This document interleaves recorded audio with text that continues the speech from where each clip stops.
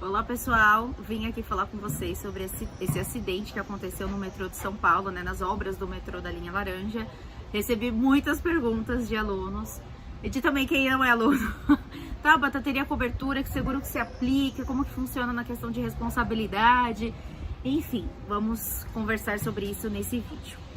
Primeiro ponto, no momento que eu estou gravando esse vídeo, não tinha informação de nenhuma vítima, né? Ninguém se machucou, ninguém morreu, né? Graças a Deus. É um acidente que só teve danos ali, danos materiais, mas que baita dano, né? Porque interditar a Marginal Tietê em São Paulo é um dano considerável, né? Vai causar aí um grande transtorno para os paulistanos, para os paulistas, né? Que passam por ali até durante o dia. Então, realmente, vai ser bem complicado. Mas vamos falar sobre o seguro de responsabilidade. Vamos começar com o seguro de RC Obras, né? Que eu até fiz uma enquete no meu Instagram. Inclusive, se você não me segue no Instagram, vai lá, me siga.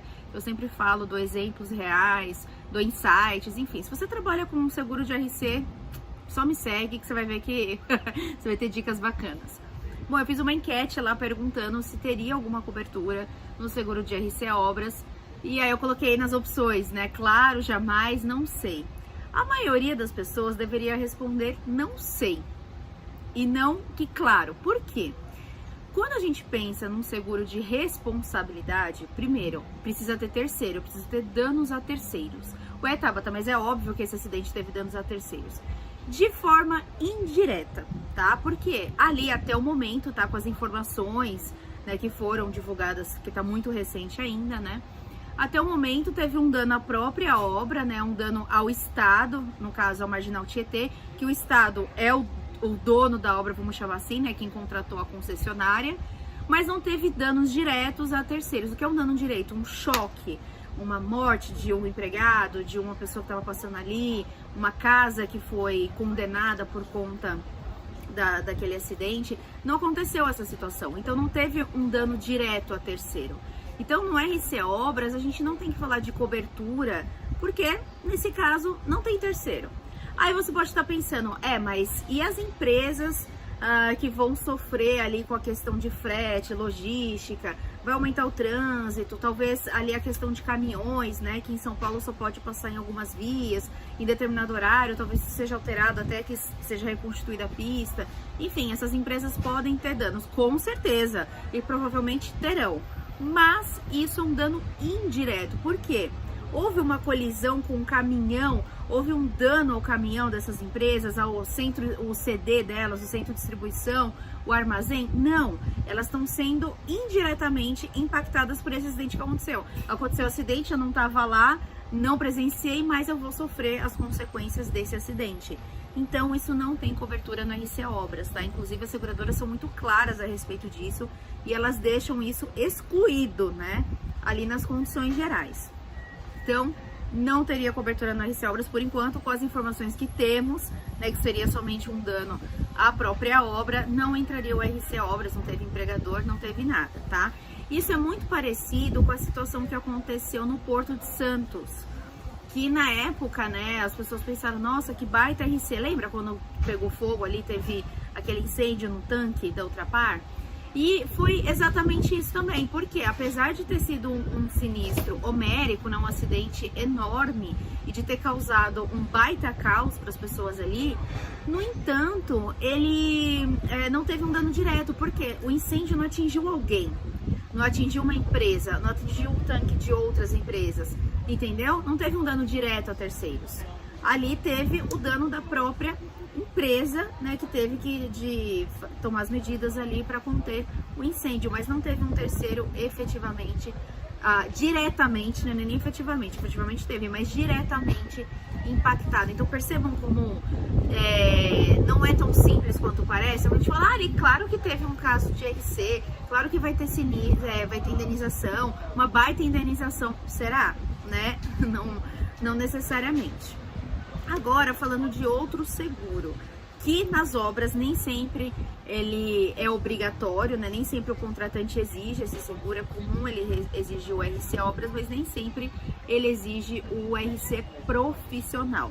Já no RC profissional, a história é um pouquinho diferente. Mas antes de explicar sobre o RC profissional, se você ainda não é inscrito no canal, chegou sua hora. Então, se esse botãozinho tá laranja, vermelho, alguma coisa do gênero, significa que você não é inscrito. Então, clica nele. Quando ele ficar cinza, significa que você se inscreveu no canal. E para que se inscrever? Para você receber o aviso de quando entrar um vídeo novo. Inclusive, já clica também no sininho, que aí você recebe as notificações. Aqui eu só falo de RC, então bora se inscrever no canal para receber toda vez que tiver um vídeo novo. Bom, voltando, agora vamos falar sobre o RC profissional. No caso do RC profissional, ali ele cobre não simplesmente o acidente, ele cobre quando houver uma falha profissional. E no caso da RC, o gatilho nem é o acidente, o gatilho é um dano causado a terceiro em virtude de uma falha profissional. Grosso modo parece a mesma coisa, mas não é, tá? Ele tem um alcance nesse aspecto maior do que o RC Obras e ele também tem um âmbito de cobertura mais abrangente que o RC Obras. Em muitas seguradoras, no RC profissional, não tem exclusão para dano indireto. Então, nesse exemplo que eu acabei de dar, então teria cobertura. Só que para ter cobertura, se alguém provar que teve prejuízo em virtude desse evento, aí eu preciso provar outra coisa, que houve erro, que houve falha profissional.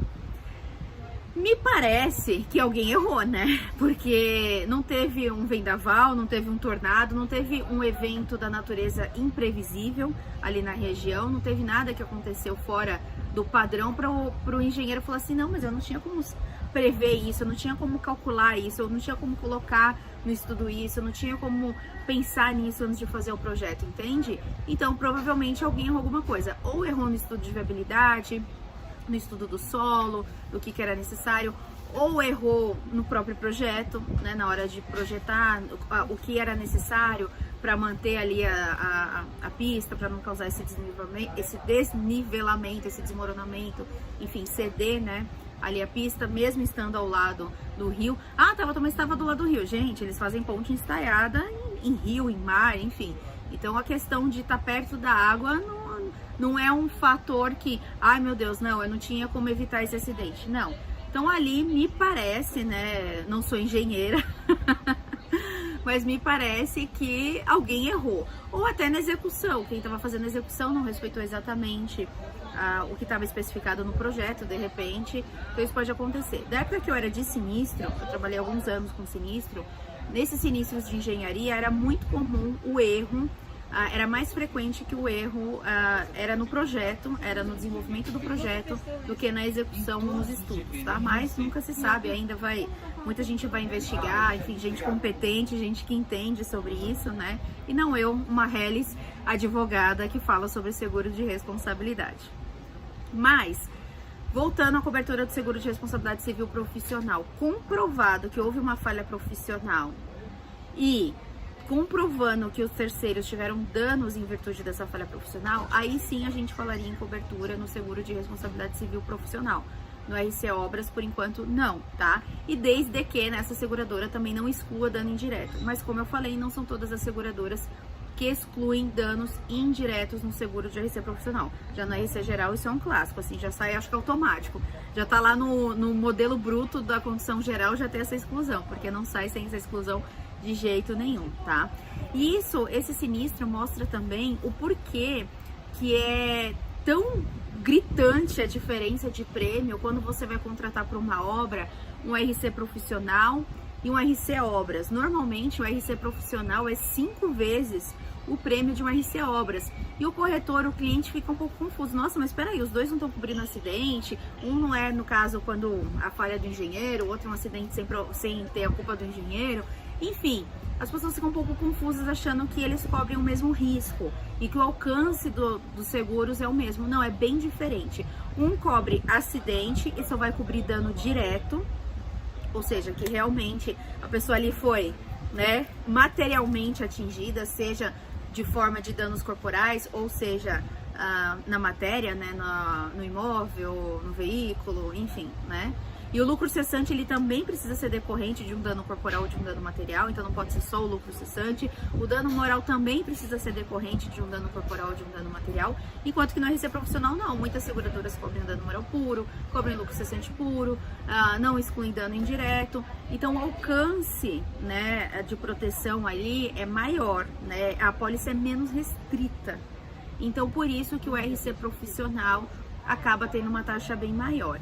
E também porque na maioria dos acidentes, não é bem um acidente, né? Se você vai investigar a causa, alguém errou. E se esse alguém é o engenheiro que fez o projeto, o responsável pela execução, enfim, esse alguém que vai ser, essa empresa, né, que vai ser responsabilizada.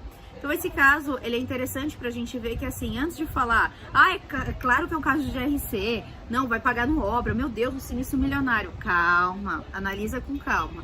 Tanto que ontem, quando as pessoas me perguntaram, eu falei, calma, gente, eu vi por alto, né, tô fazendo aula de terça, então vou analisar direitinho com calma pra ver o que aconteceu, porque assim, de bater o olho na notícia, não tem como falar, não, claro, não, você tem que ver esses elementos. Pode ser que daqui uma semana mude, que surjam fatos novos, que tenham terceiros ali diretamente atrelados, enfim, aí eu volto aqui pra falar pra vocês se vai ter cobertura na RC Obras, mas por enquanto, com as informações que a gente tem, não teria nada pra pagar no RC Obras, em relação a terceiros.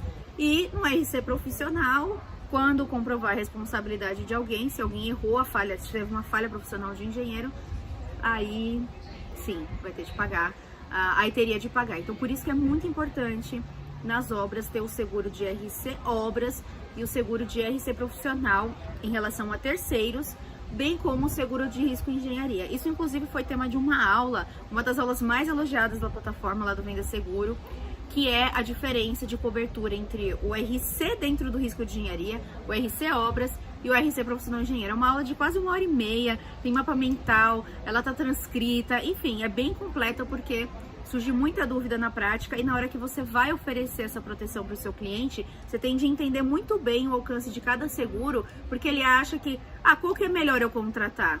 Qual que você quer ficar desprotegido? Qual risco você quer ficar desprotegido? Então, esse que você quer ficar desprotegido, você não contrata. Só de você fazer essa pergunta, você já joga um peso enorme, né, no ombro dele. Então, por isso que é muito importante.